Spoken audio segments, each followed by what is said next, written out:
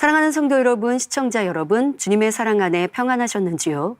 오늘은 요동하지 말라는 주제로 각자의 위치에서 지켜야 할 도리와 요동하지 않는 신앙생활에 대해 살펴보고자 합니다. 먼저 본문의 배경을 설명하도록 하겠습니다. 출애굽한 이스라엘 백성의 2세대들은 모세 선지자의 가르침을 기억하고 순종하여 여호수아를 필두로 가나안 땅을 점령할 수 있었습니다. 그런데 모세의 가르침을 받았던 사람들이 죽고 가나안 땅에서 평안하게 생활하던 그 후손들은 하나님의 말씀을 어기고 우상 숭배를 하며 하나님을 멀리했지요.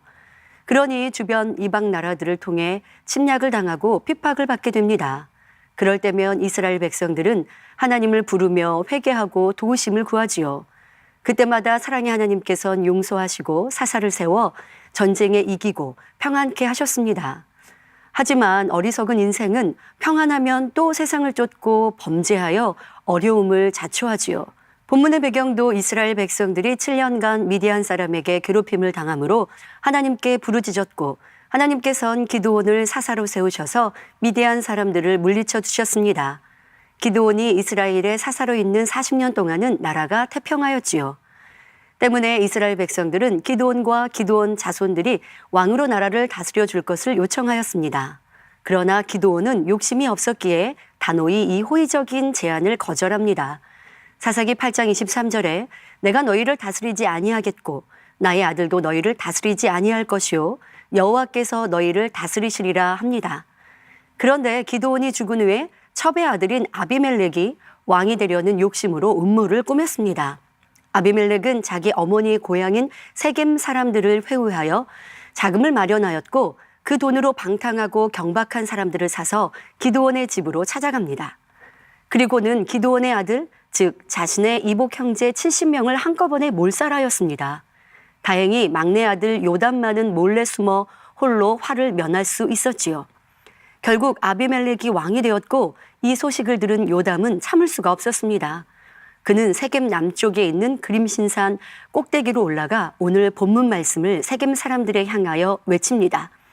나무들이 그들의 왕을 뽑으려 할 때 감람나무와 무화과나무나 포도나무는 왕이 되는 것을 다 사양하였지만 가시나무는 자기 분수를 모른 채 교만하여 왕이 되고자 한다는 것입니다.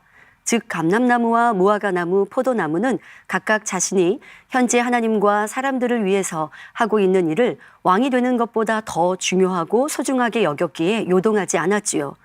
이 나무들은 우리에게 좋은 열매를 주는 나무로 선과 악으로 구분하자면 선한 나무들에 속합니다.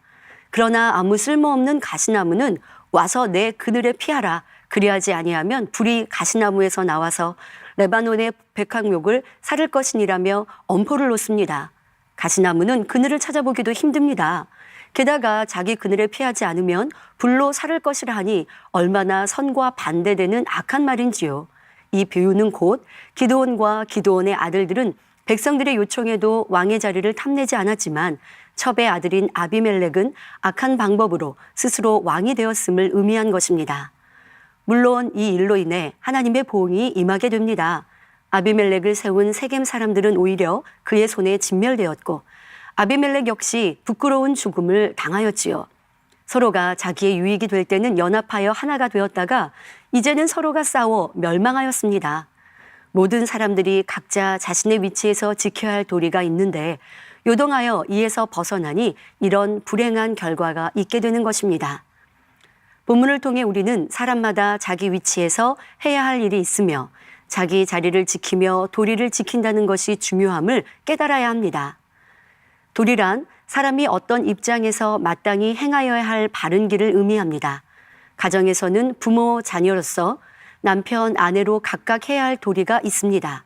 또한 학교에서도 직장에서도 사회 구성원으로서도 각각의 분야에서 각자의 도리가 있는 것입니다. 부모는 서로 도와 가족을 부양하며 자녀들을 바른 길로 양육할 책임이 있습니다. 시편 127편 3절에 자식은 여호와의 주신 기업이요 태의 열매는 그의 상급이로다 하신 말씀처럼 자녀는 하나님께서 부모에게 잠시 맡겨주신 영혼입니다. 따라서 자녀가 하나님의 참 아들, 딸로 잘 성장할 수 있도록 에베소서 6장 4절에 아비들아 너희 자녀들을 노엽게 하지 말고 오직 주의 교양과 훈계로 양육하라 하신 대로 부모의 감정대로 야단치고 강요하는 것이 아닌 진리 안에서 선과 사랑으로 양육해야 하지요. 자녀들 역시 자녀들아 너희 부모를 주 안에서 순종하라 이것이 옳으니라 하신 대로 주 안에서 부모님을 공경하고 그 말씀에 순종해야 합니다. 그리고 남편은 가장으로서 가정을 지키고 아내를 사랑하는 것이 도리입니다. 에베소서 5장 25절에 남편들아 아내 사랑하기를 그리스도께서 교회를 사랑하시고 위하여 자신을 주심같이 하라 하신 말씀대로 남편은 아내를 생명처럼 귀히 여기고 사랑해야 하지요. 이렇게 사랑한다면 아내를 괴롭게 하지도 쉽게 화를 내거나 혈기를 내는 일도 없으며 더구나 때리거나 폭력을 행할 수는 없을 것입니다. 또한 아내는 아내들이여 자기 남편에게 복종하기를 주께 하듯 하라. 이는 남편이 아내의 머리됨이 그리스도께서 교회의 머리됨과 같음이니 하신 것처럼 아내는 남편을 섬기고 순종하며 가정을 평안하게 잘 꾸려갈 책임이 있습니다. 상하 관계에 대해서도 성경에는 어떻게 해야 하는지 알려주고 있습니다.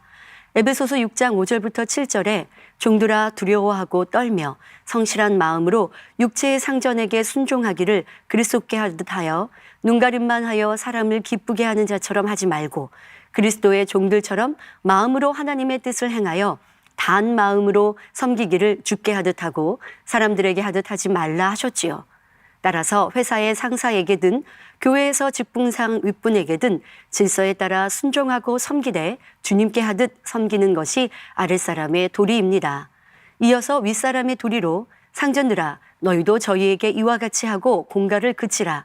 이는 저희와 너희의 상전이 하늘에 계시고 그에게는 외모로 사람을 취하는 일이 없는 줄 너희가 알미니라 하셨지요.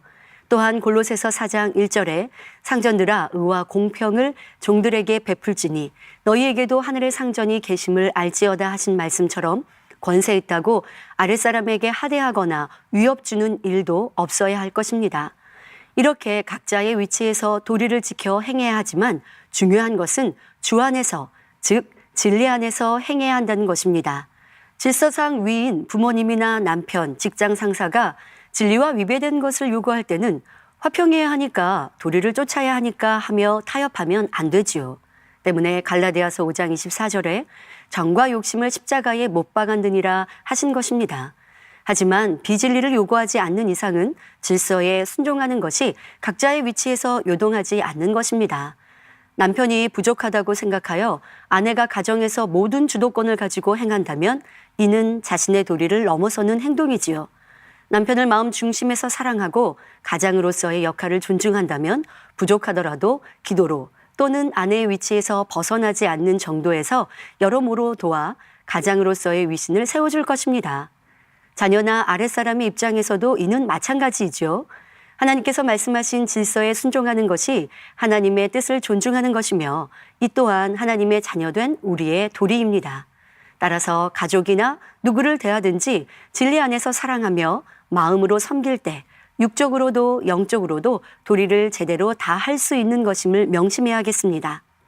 하나님을 믿는 우리에게는 또 하나의 중요한 관계가 있는데요. 바로 교회에서 직분과 사명, 위치에 따른 도리입니다. 먼저 목회자와 성도의 도리입니다. 목회자는 성도들이 하나님을 더 사랑함으로 모든 악과 죄를 버리고 하나님의 말씀대로 살도록 깨우쳐주며 천국 소망 가운데 이 땅에서의 삶을 승리할 수 있도록 이끌어주는 것이 참된 목자의 도리입니다. 그리고 성도는 진리의 말씀에 순종함으로 변화되어 의롭고 깨끗한 사람이 되며 온 집에 충성하는 것이 도리이지요. 이런 도리를 지킬 때 구원받아 더 좋은 천국에 이르는 영생에 이를 수 있는 것입니다. 그런데 성도들을 푸른 초장 쉴만한 물가로 인도하는 목회자가 그 역할을 잘 감당하지 않을 때는 교회와 성도들에게 큰 문제와 어려움이 생기지요. 지금의 목회자의 역할을 담당했던 구약시대의 선지자나 왕, 신약시대의 서기관, 바리새인들도 그들로 인해 많은 영향을 끼친 것을 볼 수 있습니다. 어떤 왕은 하나님의 말씀에 불순종함으로 자신은 물론 백성까지 모두 범죄케 만들기도 하고 어떤 선지자는 거짓 행함으로 백성들을 죄 가운데 빠지게 만들기도 했습니다. 열왕기상 22장에 나오는 아합 왕이 그랬습니다.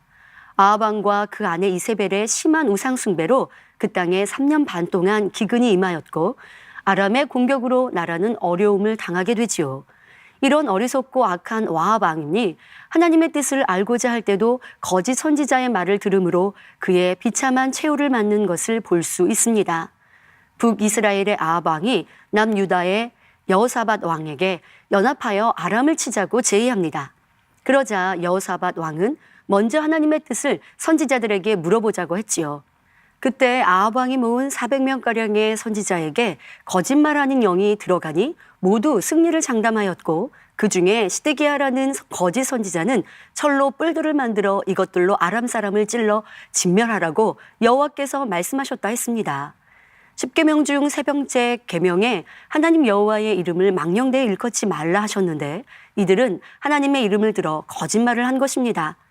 오늘날도 하나님의 이름을 팔아서 자신을 드러내고자 하는 사람들이 있는 것을 보는데요. 하나님을 향한 바른 믿음이 있다면 결코 그렇게 할 수가 없는 것입니다. 나중에 불려온 미가야 선지자만이 아합 왕의 위협에도 요동치 않고 하나님의 뜻을 바르게 예언하며 전쟁에서 패하게 될 것을 경고하였지만 소용이 없었습니다. 결국 아합 왕은 여호사밧과 함께 아람을 치러 갔고 그 전투에서 죽임을 당하였습니다. 악한 사람과 함께 했던 여호사밧도 하마터면 큰일 날 뻔한 위기였지요.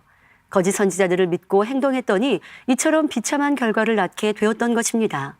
예수님 당시의 서기관과 바리새인들도 겉으로는 거룩한 척하였으나 악을 행하는 사람이 많았습니다.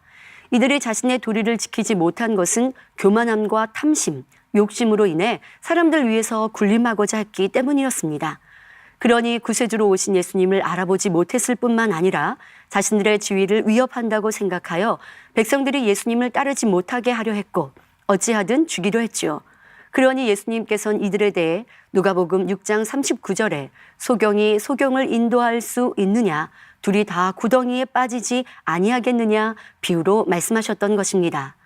목회자들은 이처럼 자기 위치에서 사명을 잘 감당하지 못하면 자신도 성도들도 심지어 교회에도 큰 어려움과 고통이 따를 수 있다는 점을 명심하며 주의 일 외에 허탄한 것에 마음이 요동하지 않아야 할 것입니다. 그런데 인생의 가장 중요한 영생을 책임지는 목회자가 자신의 위치와 도리를 지키지 않으므로 많은 문제가 생기는 현실을 볼 수 있습니다. 목회자는 죄에서 떠나 경건하며 거룩하여 하나님과 교통을 이루며 그 뜻을 성도들에게 전하고 하나님의 능력을 힘입어 사역함으로 성도들을 치료하며 축복받도록 인도해 주어야 합니다. 그래서 초대교회 사도들은 사도행전 6장 4절에 우리는 기도하는 것과 말씀 전하는 것을 전무하리라 하며 교회 재반과 재정을 맡아 담당할 집사들을 세웠지요. 하지만 이런 하나님의 뜻과 달리 목회자가 물욕으로 교회 재정을 사적으로 사용한다거나 기도하는 것을 등한시하고 쉬고자 한다면 이는 그 도리에서 크게 벗어나 요동한 것이지요. 고린도전서 9장 27절에 내가 내 몸을 쳐 복종하게 함은 내가 남에게 전파한 후에 자기가 도리어 버림이 될까 두려워함이로라 하신 대로 주의 종은 항상 자신을 쳐 복종시켜 나는 없고 하나님의 뜻대로만 행해야 할 것입니다. 하지만 목회자가 거짓을 행하며 죄와 악을 가르치지 않는 이상 성도들 편에서 목회자를 판단하고 가르치려 해서도 아니 될 것입니다. 목회자는 주의 종, 즉 하나님의 종이기에 하나님께서 직접 치리하시기 때문입니다. 앞서 아내와 남편의 관계에서 말씀드린 것처럼 성도 편에서 볼 때 혹여 목회자가 부족해 보여도 하나님께 기도로 맡겨드리며 하나님께서 이끌어 나가실 수 있도록 도와야 하지요. 그런데 성도들이 무리를 만들어 자신들이 원하는 것을 요구하거나 목회자를 경질시키는 것은 성도의 도리를 넘어 요동한 것이며 이는 하나님 앞에 심히 교만한 것임을 명심해야 하겠습니다.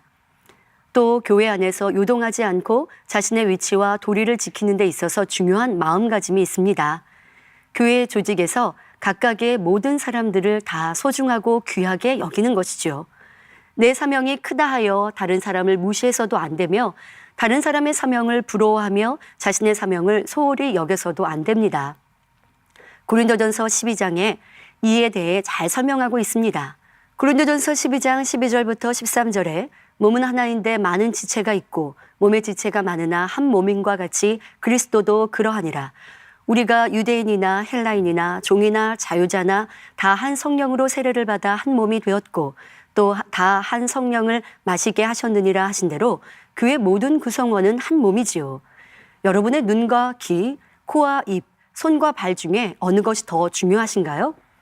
몸의 지체 중엔 어떤 것은 소중하고 어떤 것은 그렇지 않다 할 수 없지요. 각자의 역할만 다를 뿐 모든 것이 각자 위치에서 소중하고 중요합니다. 만약 이 중에 하나만 없어도 매우 답답하고 불편할 것입니다.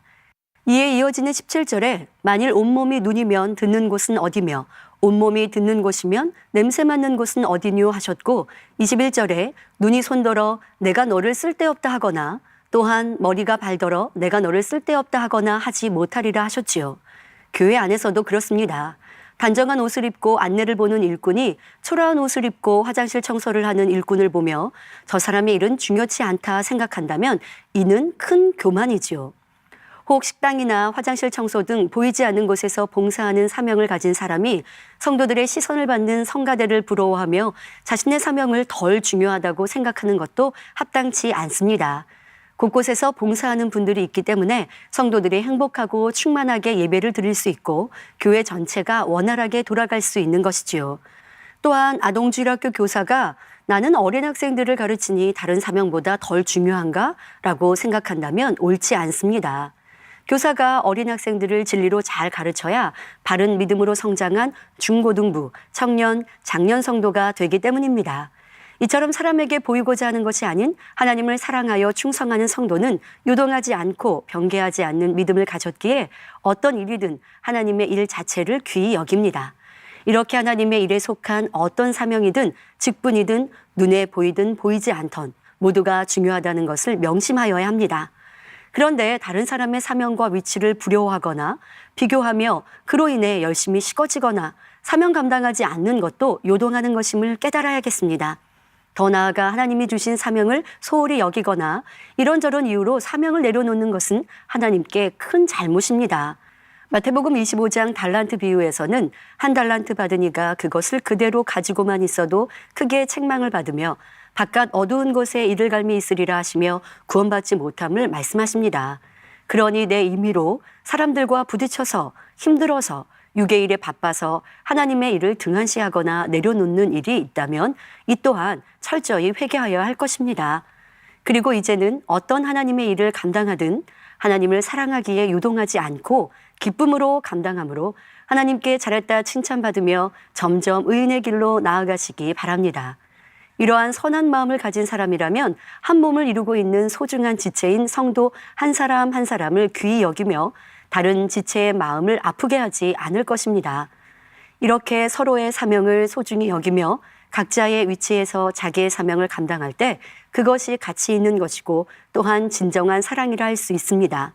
누구든 아무 편견을 갖지 말고 각자 자기 위치가 소중함을 깨달아서 중요하게 여기며 자부심을 갖고 최선을 다해 나가면 되는 것입니다.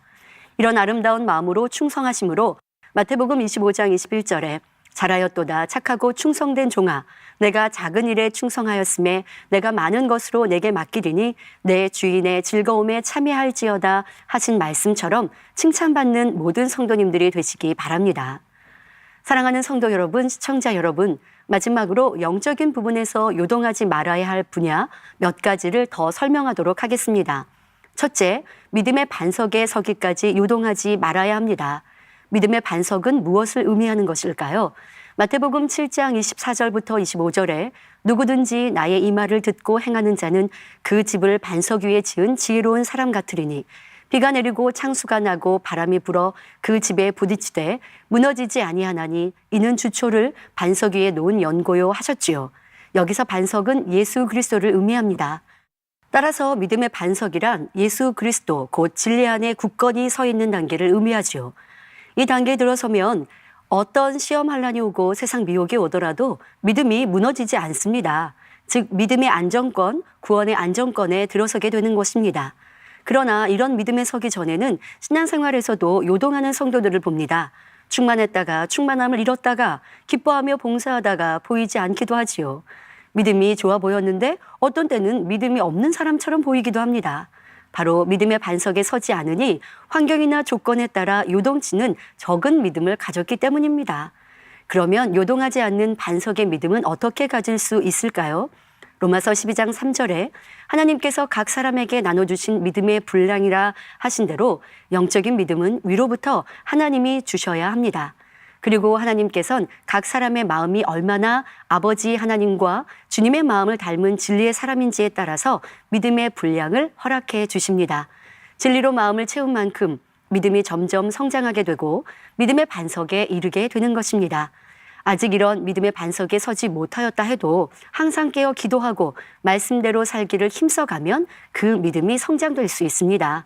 그러니 아직 나의 믿음이 적은 것 같다 할지라도 낙심하지 말고 믿음의 경주를 힘써 나가야 할 것입니다. 그리고 믿음이 성장하여 반석에 선 후에도 계속하여 그 믿음을 성장시켜 가야 합니다. 에베소서 4장 13절에 우리가 다 하나님의 아들을 믿는 것과 아는 일에 하나가 되어 온전한 사람을 이루어 그리스도의 장성한 분량이 충만한 데까지 이르리니 하십니다. 이와 같이 믿음의 성장을 이루는 데 있어 주님을 닮기 위한 목표를 세워 더 장성한 믿음의 분량을 이루기까지 요동하지 말아야겠습니다. 그렇게 점점 큰 믿음으로 성장할 때 하나님께서 기뻐하시며 인정하시는 의인이 되어가는 것입니다. 둘째, 기도할 때에도 요동하지 말고 습관을 쫓아 해야 합니다. 어떤 사람은 충만하고 기쁠 때는 기도하고 피곤하고 졸리거나 슬플 때는 기도를 쉬기도 합니다. 반대로 어떤 사람은 평안할 때에는 기도하지 않다가 시험환란이 오면 그때서야 기도하기도 하지요. 그런데 이렇게 요동하며 평소에 기도를 잘하지 않거나 기도를 쉬었을 경우 사무엘상 12장 23절에 기도하기를 쉬는 죄로 인해 하나님과 담이 쌓이게 됩니다. 그러니 실상 응답이 필요한 문제 앞에 기도한다고 해도 먼저 그 막힌 담을 헐고 나서야 기도가 응답되니 오랜 시간이 걸리는 것이지요. 하지만 어떤 상황에도 요동함 없이 쉬지 않고 항상 기도하는 사람은 문제가 생겼을 때 그 문제에 대해 오랜 시간 기도하지 않아도 평상시에 기도로 쌓아왔기 때문에 신속히 응답을 받을 수 있습니다.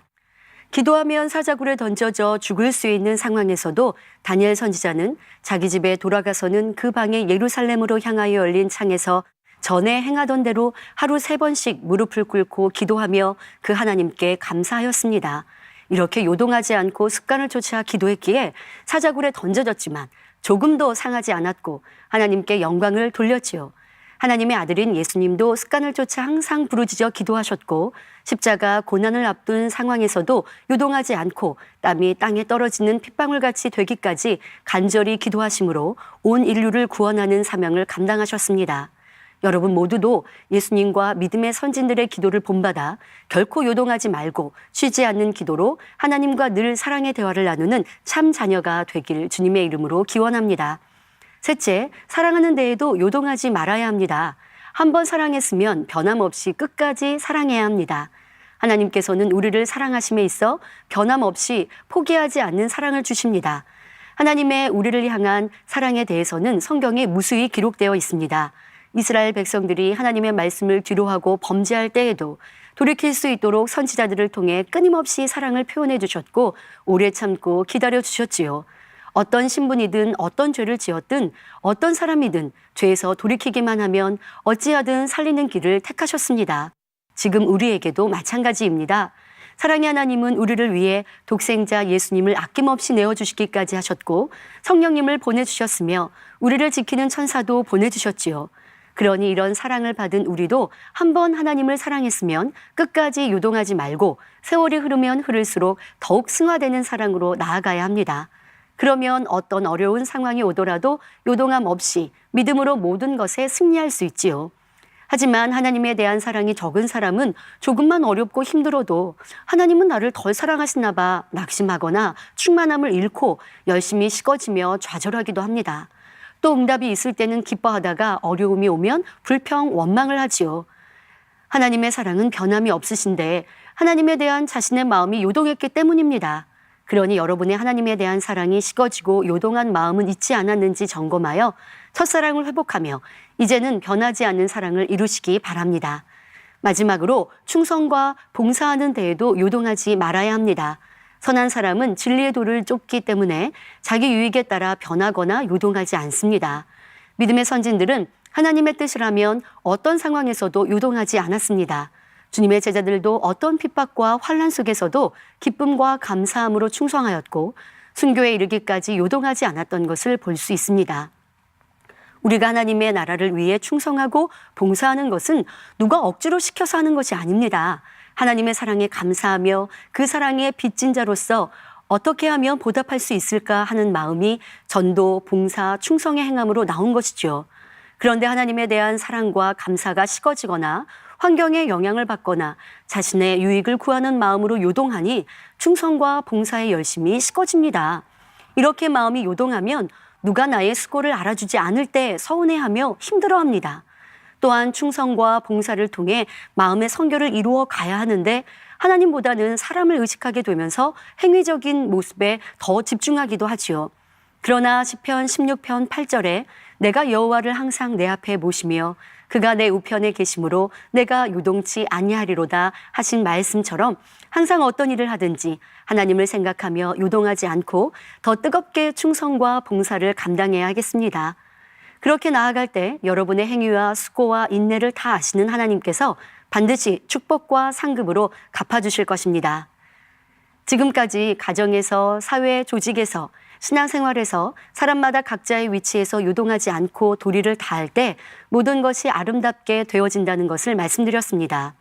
어떤 분야이든 누구든 요동하면 질서가 어그러지고 잘못되는 것을 깨우칠 수 있었지요. 의인은 크고 위대한 일을 행하는 사람이다 생각했는데 오늘은 의인이 되기 위한 조건 중 사소해 보이거나 쉬워 보이는 것을 설명했습니다. 그러나 이 작고 사소한 것을 지키지 않는다면 사람에게도 인정받지 못하며 하나님께 크게 사용받을 수 없다는 것을 알아야 합니다. 주변 사람들에게 무시당할 일을 하거나 피해를 주고 업신여김을 받는 행동을 하는 사람이 하나님께 의인이라 인정받을 수 있겠습니까? 그러니 의인은 가족에게나 이웃에게도 학교나 직장에서도 칭찬받을 만한 모습이요 그리스도의 향기를 바람으로 주변 사람들에게 덕을 끼치는 사람이라는 것입니다. 의인이라 칭함받았던 아브라함은 권세자에게도 존귀 여김을 받았던 것뿐 아니라 가족에게도 아랫사람인 조카에게도 선과 사랑으로 행하였고 부리는 종과도 신뢰와 사랑의 관계를 이루었음을 알 수 있습니다. 그러므로 여러분 모두 요동하지 않고 더욱 자신의 위치와 일을 소중히 여기며 최선을 다하시기 바랍니다. 또한 영적인 부분에서 요동하지 말아야 할 분야를 4가지로 살펴보았는데요. 믿음의 성장을 이룸에 있어 요동함 없이 달려가야 하며 쉬지 말고 기도하고 하나님을 사랑하며 충성 봉사하는 것에 식어짐 없이 더욱 열심히 뜨겁게 달려가는 성도님들이 되시기 바랍니다. 그리하여 시편 112편 6절에 저가 영영이 요동치 아니하며 의인은 영원히 기념하게 되리로다 하신 말씀처럼 하나님께서 천국에서 영원토록 기념하는 의인의 반열에 들어가는 복된 성도님들이 되시기를 주님의 이름으로 기원드립니다. 말씀 상고하며 함께 기도하시겠습니다. 좋으신 아버지 하나님 감사합니다. 오늘은 의인에 있어서 요동하지 말아야 할 것을 살펴보았습니다. 우리의 삶에 있어 또한 내 위치에 있어 요동했던 것은 무엇인가 살피게 하시고 또한 믿음을 지키는 것에 있어서도 요동하지 않은 복된 성도님들 되게 하여 주옵소서. 들은 말씀이 생명되게 하여 주옵소서. 감사하옵고 우리 주 예수 그리스도의 이름으로 기도하옵나이다. 아멘.